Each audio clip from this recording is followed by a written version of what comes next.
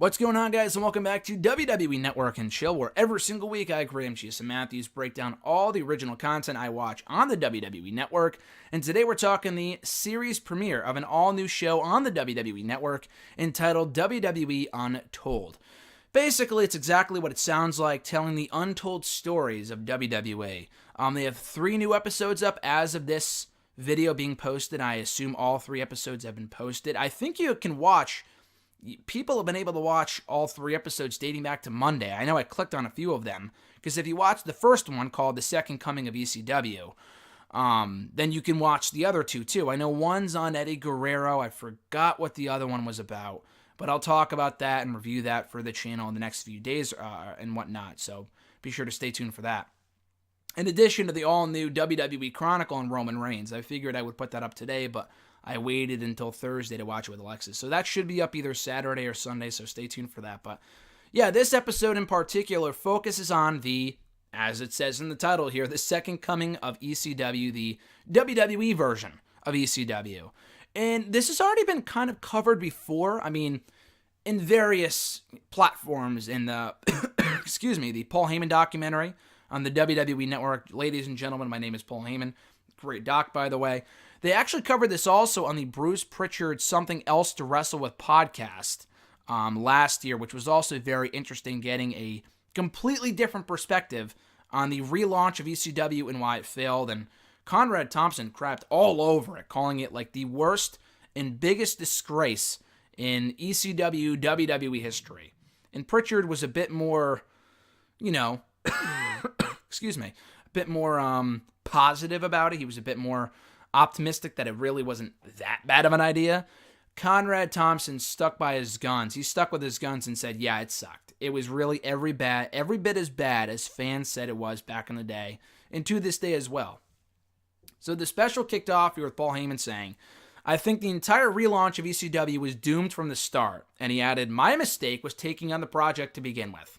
So that's a fun way to kick off, and we also see clips of like Big Show and Batista facing off on an episode of ECW, getting change the channel chants and same old shit, all this other stuff. And basically the format of the show is this. You don't see the people talking. There's a lot of talking heads here on the show, but you don't actually see the sit-down interviews. There is just pictures and video being played over their voices. Some of the voices people called in with, like Tommy Dreamer and Sandman, talked over the phone.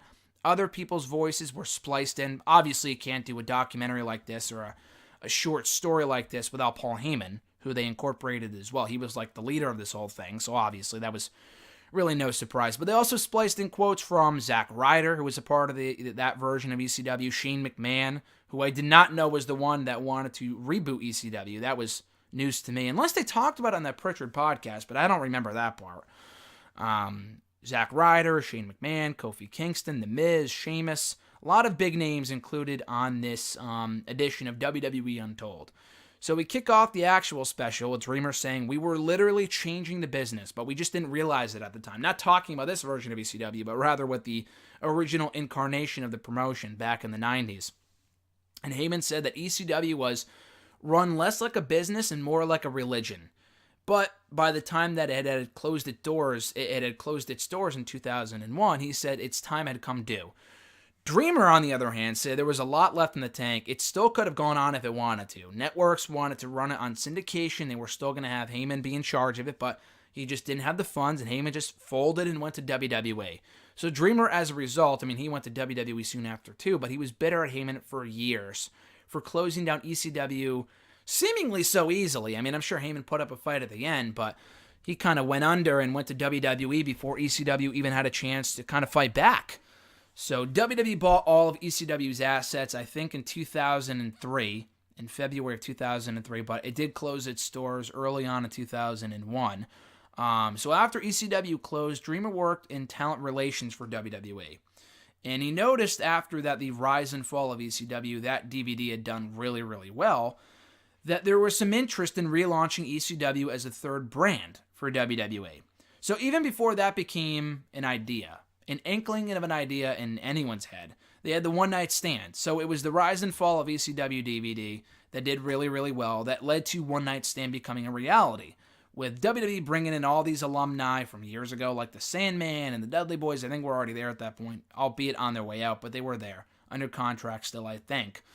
And all these other people being brought in for One Night Stand for ECW to be the fans' last chance to experience ECW. And had they gone out on that note, it would have gone out in amazing fashion. They certainly would have gone down swinging on this amazingly high note, with everyone putting forth a great effort, the crowd being amazing, still one of the greatest pay-per-views, even to this day. Even Dreamer said, that smile that I had on my face when Sandman's music hit, which I think was the original song. I'm almost positive. But if you watch it back on the network, it's not the original song. It's the Sandman, I think it's the Sandman WWE theme.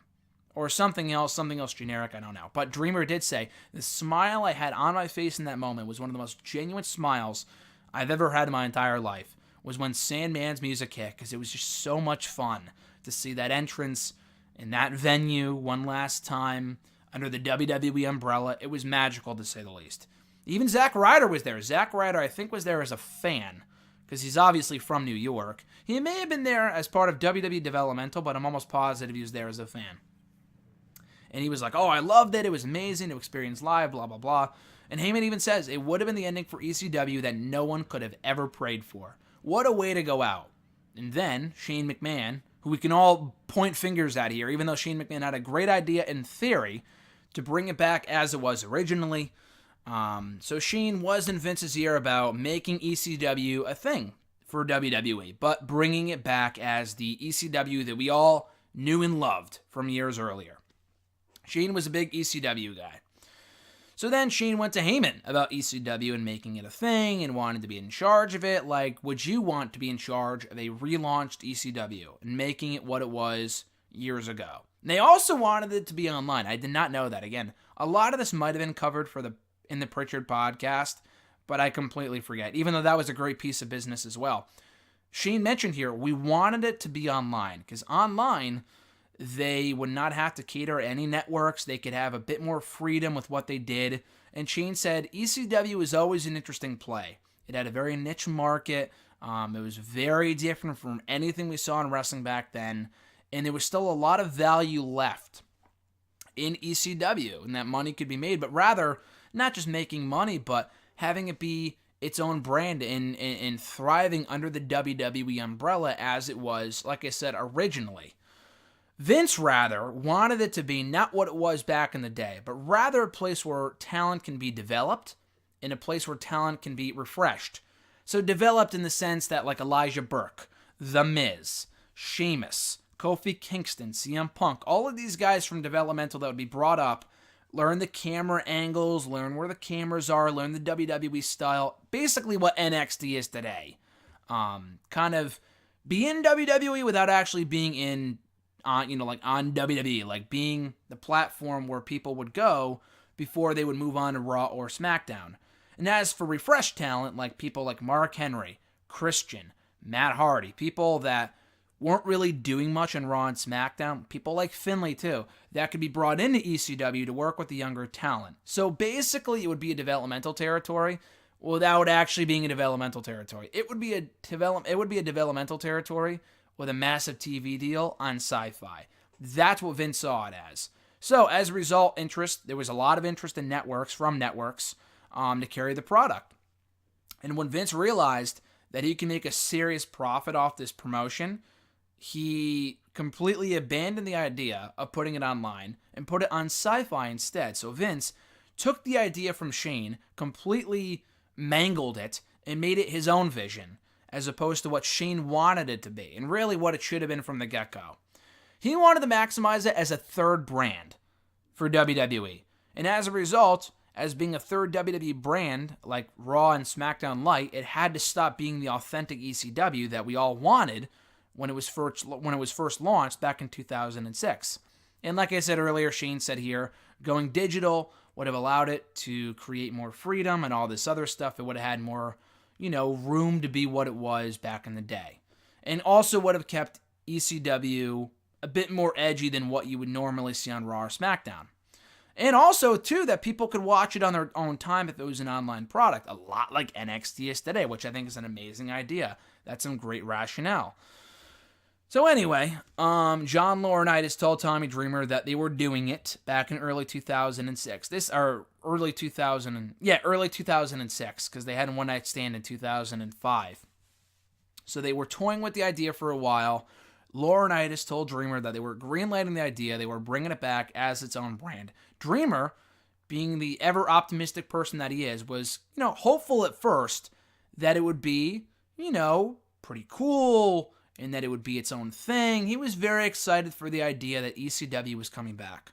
Sandman said instead that no one ever expected it to be what ECW was back in the day. They never expected that ECW to be in WWE, because they knew from the moment they had booked that one night stand show in 2006 that nothing on that show felt like ECW. They knew at that point that, okay, this is not going to be the ECW that we grew up watching, that we were a part of years earlier.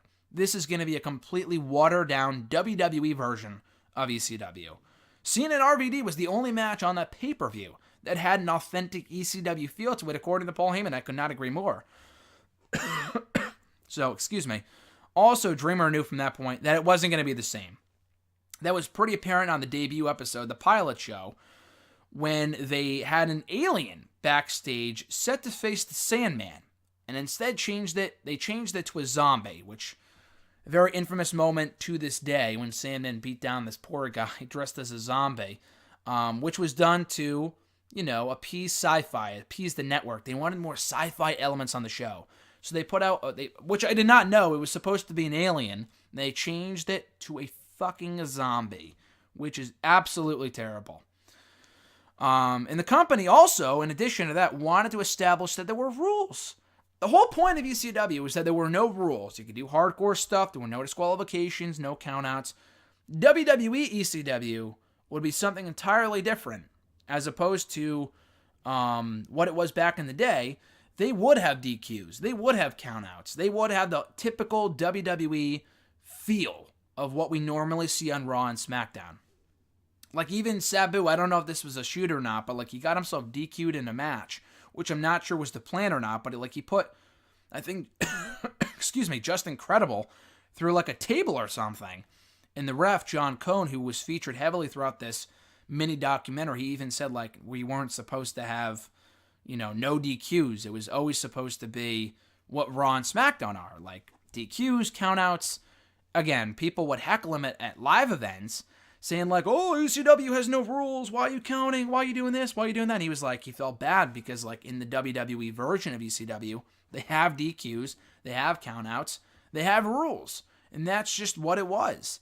So as a result of that, it started to not work, because that speciality of ECW, Sheen said, was completely gone.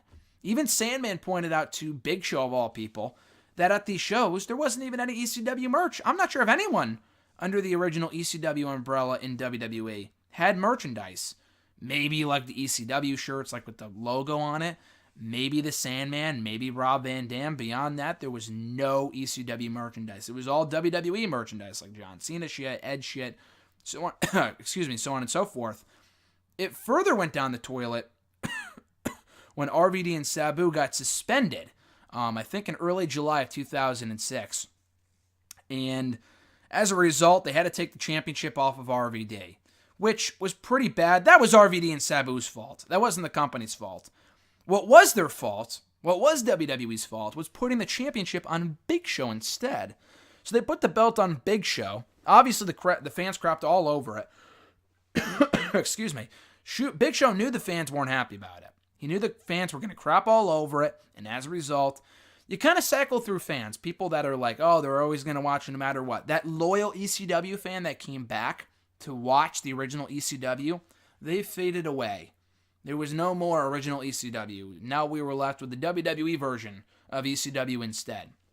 It got even worse when the very next month, they booked a Big Show versus Batista match. Why, I have no idea. I've never seen the full match. I've never seen the show, so I don't even know why it happened. Maybe a brand supremacy thing to get Big Show on the show, to boost numbers. They have star power. I'm not exactly sure. Sure enough, fans shit all over the match. The people in attendance that night pooped all over the match. saying change the channel, same old shit, boring. Big Show called it the worst feeling in the world. He wanted to go home right then and there. He was like, can we end this thing already? Like, this is bad. He felt embarrassed. There is nothing worse than getting a reaction quite like that, especially when he was trying to make the most of it. It wasn't his decision to be in the main event, to book that match. He's just doing what he's told, which makes it even worse. Then they had the infamous December to Dismember pay-per-view in December of 2006. Dreamer even said after that show, I asked for my release, which he wasn't granted. He stuck around with the company for another 3 years. But he even said, yeah, the show was bad enough where I asked for my release. That's how bad this show was. John Cohn said that going into it, he felt that everyone's job was on the line, because if this was a success, ECW would take off. If it wasn't a success, they were screwed. And sure enough, it failed. It flopped. It floundered. It sank to the bottom of the fucking ocean. That's how bad this show was. They were optimistic that it would do well. Unfortunately, it sank like a ship. It sank like the freaking Titanic. Zack Ryder was there too, a lot like he was for the 2005 inception of One Night Stand. He was there for the best show in the ECW's existence under the WWE umbrella, and then he was there for the worst show in the existence of ECW in WWE. He was like, yeah, that show sucked. I knew even being there as a developmental talent that this show was terrible. So, 2 weeks before the pay-per-view, I'm sorry for all the coughing, by the way. I'm still sick from 2 weeks ago. Heyman even said that going into the show 2 weeks before the pay-per-view, he tried to resign twice as the head writer, but Stephanie said no. She would not accept his resignation. So he did the show, and after it was over, he knew he had to go. It was that bad. Coming out of December to Dismember, they had all new writers. Dusty Rhodes came in. He said, we're going to take this thing over, make it better. They brought in the new Superstar Initiative, which led to several superstars being introduced and, getting a big break for themselves. People like Zack Ryder, who said that he would not have taken off if it wasn't for ECW. It was a good place to build experience. The Miz was even told that if you do not succeed on ECW, this was your last chance. Because before going to ECW, Miz was doing next to nothing on SmackDown. So he went to ECW, made a name for himself, and if it wasn't for ECW, he likely would have never become WWE Champion years later. Kofi Kingston also made his debut on the brand in January of 2008. He felt that ECW highlighted the younger talent, gave him a chance to shine, and Sheamus said the same thing, that was a place where people could cut their teeth, get familiar with the WWE style, which is what, ECW should not have been. It would have worked under any other name, is what Heyman said at the end. But because it was called ECW, people shit all over it, and it was a failure. But, it's basically what NXT is today. It's getting a feel for WWE without actually being on Raw or SmackDown. It was a great place for all these people to get exposure to the WWE audience without yet being on Raw and SmackDown, getting primed for the bigger shows. WWE was passionate at first about making ECW a thing, making it something cool, something great, and then they lost that passion and the project failed. ECW went under in February of 2010 when Vince announced that after 4 years, it was being taken off the air and replaced with NXT instead. And not the current awesome NXT. It was that crappy competition show that we had for 2 or 3 years, which was terrible, 2.5 years. It was so damn bad. Arguably worse than ECW. And that's saying a lot. John Cohn, the referee that I mentioned earlier, he said that he has an ECW shirt, his ECW referee shirt, hanging up in his office to remind him of the great times that he had in ECW and also what the brand could have been if it was booked right. They talked about how the talent fought to make it the best product that it could have been. I think it was Kofi who said that, or The Miz, I think. I forgot who had said that, but they fought to make it the best that it could possibly be. But Heyman says it wasn't because of ECW that these people became stars. They would have become stars anyway. It just so happened to be that they were on ECW. That's arguable. I don't know if they would have gotten the same break if they were introduced on Raw or SmackDown. I think they got noticed. CM Punk, I think, would have become a star anyway, but they got noticed quicker because they were on the smaller show. They were like big fishes in a small pond. So as a result of that, they were a lot more successful. Who knows if they would have become as successful as they have become had they not debuted on ECW, if they instead had gone to Raw or SmackDown from the get-go. We will never know. Dreamer said that ECW, for the best and the worst of it, will be talked about until the end of time. Both the original promotion and the new promotion, under the WWE umbrella, for better or for worse. He said that it was cool. He was proud to be a part of it, that he was the only person who held the original and new ECW World Championships. I think he was one of the last ECW World Champions in the original ECW, and then he held the championship in WWE in 2009. A great feel-good win from Extreme Rules that year. And Heyman said to close out the special, under any other name, this show would have succeeded. ECW would not be remembered the same way that it is now. It would not have been pooped on. It would not have become a laughingstock. It would have become a way better show. Again, you can't do both. You can't be extreme, but, you can't be extreme but still try to highlight the younger talent from developmental. Maybe in a few different cases, like CM Punk. Beyond that, it was never going to be what they wanted it to be, what the original talent wanted it to be, which would have been cool. But it can't be both. It can't be developmental and what ECW was back in the day. There's no mix there. It's easy. It's either ECW as it was in the 90s or what we know today is NXT under the influence of Paul Levesque, that being Triple H. So it can't really be one or the other. It was my biggest takeaway from this special. Now, there were a lot of reasons why it failed, and I think they kind of go into more detail about that under the Bruce Pritchard podcast, which is also available on the network. I didn't do reviews of those podcasts because they were so damn long. They were like over an hour in length. I can't review the entire podcast. It's not the same as reviewing as, like one of these specials. But I implore you to check that out as well. So this was called WWE Untold. This specific episode was titled The Second Coming of ECW. So check that out on the network at your leisure. As I said at the start of the show, there's 2 more episodes of the show that I've yet to watch, and I will watch and review in the coming days. One on Eddie Guerrero. I forgot what the other one was, but that should be up in the next few days, in addition to my review of WWE Chronicle, focusing on the return of Roman Reigns. So a lot of great content up now on the WWE Network. Until next time, guys, I'm Graham G.S. Matthews, and I'll catch your ass down the road.